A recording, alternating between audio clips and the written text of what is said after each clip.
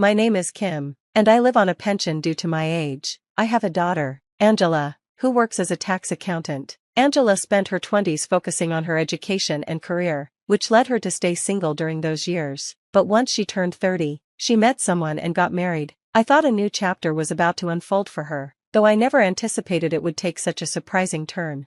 Angela has always had a knack for numbers, a skill she enjoyed from a young age. It came naturally to her, which is why she decided to pursue tax accounting. My husband and I always encouraged her to follow her passion. We told her she had a gift, and we would be there to support her every step of the way. After finishing her studies, she worked for a tax office for about 10 years before launching her own firm. Our family and Angela's friends were thrilled with her success, and we celebrated this milestone together. It's one of my fondest memories. By the time Angela opened her business, she was 35 and still unmarried. She had put romance on hold for her career, but deep down, she still longed for marriage.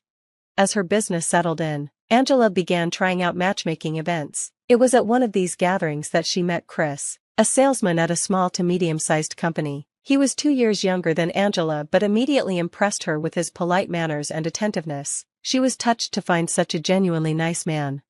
Chris made an impression on her when he noticed her drink was empty and called the waiter to bring her a refill. Later, in the rain, he shared his umbrella with her on the way to the station. Despite getting soaked himself, he made sure the umbrella stayed over Angela, showing his true gentlemanly nature. Angela was convinced he was the one. After a few dates and a heartfelt confession, they started dating. Chris was always kind and thoughtful, making Angela realize just how wonderful love could be. About a year later, he proposed to her, and of course, she said yes. When I heard the news, I couldn't help but shed a tear. 3 years ago, I had lost my husband, and until his passing, he often said, "I just want to see Angela in her moment of happiness." Sadly, he didn't live to see it, but I know he would have been overjoyed by Angela's engagement. Angela and Chris moved in together, settling into her apartment and enjoying each other's company. But, as life often goes, their happiness was short-lived. One day, Angela called me, "Mom, Chris wants to formally meet you. Can we come over soon?"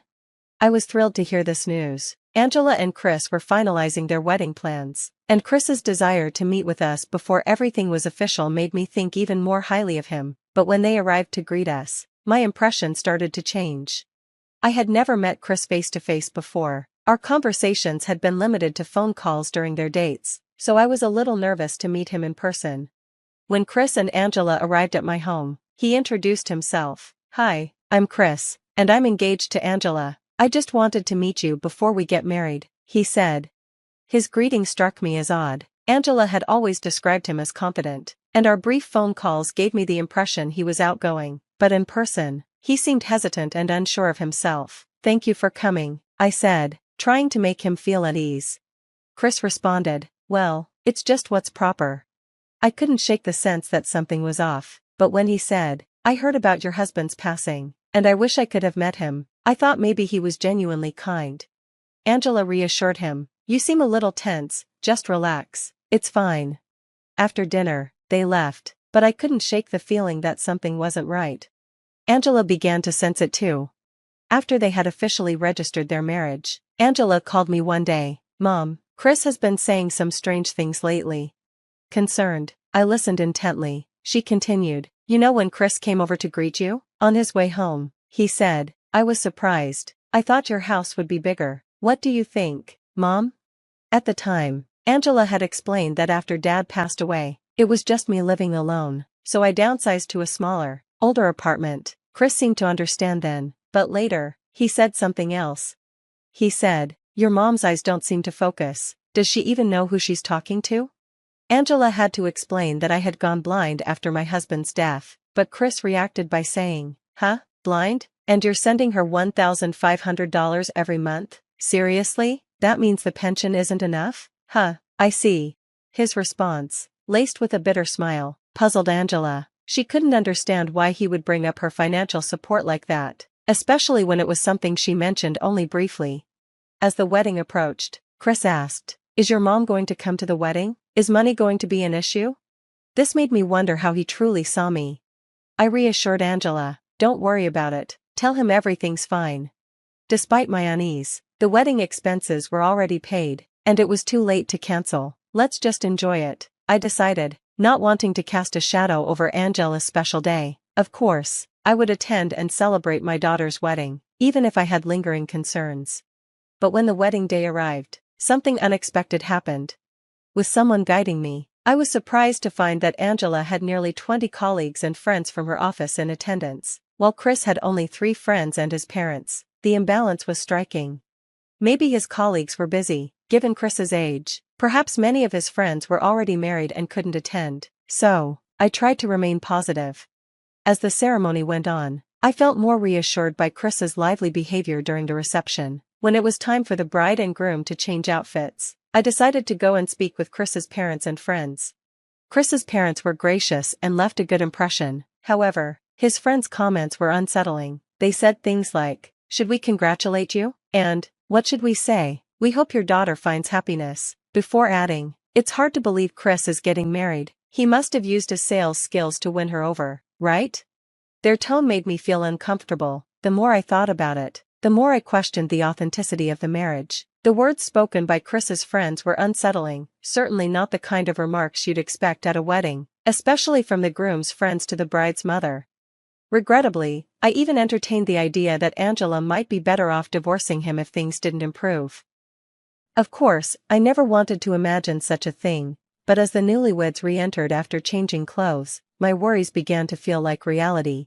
Angela looked stunning in her dress, a soft pink that my companion described as breathtaking. She's wearing a long pink gown, and she looks gorgeous.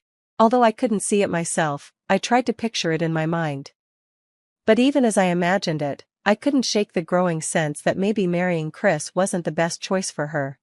During the reception, Chris took the microphone to give a speech, but it quickly went downhill.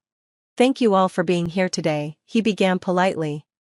But then he added, "My dream is to live a life of leisure, and marrying Angela has made that possible." There was an uncomfortable murmur from the crowd. Chris continued, unaware of the shift in mood, "But to achieve my dream, there's something I must do." The atmosphere grew tense, and everyone waited anxiously to hear what he would say next. To everyone's shock, he blurted out, "Angela makes a lot of money and sends $1,500 every month to her mother-in-law. But that money should be used for our life together. Her blind mother-in-law is a burden. A blind old woman is just a nuisance." The room fell silent, and Angela's face turned pale with shock. "What are you saying? You can't just stop the support," she protested. But Chris insisted, "Why not? Our life together is more important than your mother." In that moment, everything I had feared about Chris seemed to be confirmed. It became clear to me that he had come into this marriage with expectations about Angela's money. When he visited my home, he must have assumed, based on its modest appearance, that I was living on a low pension, and Angela's income was being funneled to support me. In his eyes, I was just a nuisance, and he probably thought Angela's wealth would be his ticket to an easy life. But did he really think he could get away with this? Little did he know, it was he who would suffer the consequences of his greed. Angela, however, seemed even more furious than I was. She clearly no longer cared about maintaining a festive mood. Her friends exchanged glances, some with obvious disdain for Chris. Angela suddenly grabbed the microphone from Chris, her tone icy. "You seem to have misunderstood something, Chris. Do you not know who my mother is?" Chris responded, "What? What are you talking about? Isn't she just the old, useless woman you're supporting?" Angela took a deep breath and, though clearly irritated, explained, "My parents own a metalworking company. It's a small business, but it's well known. They've even started selling metal art internationally." As Angela mentioned the name of the company, I could hear Chris's voice falter. Angela continued, "My parents make a lot of money, probably more than 3 times what I earn. They've been contributing to their pension for years. Now that they've handed over the business to their employees, they have a comfortable pension and plenty of savings. My father's inheritance has come through, and they can live without my financial support.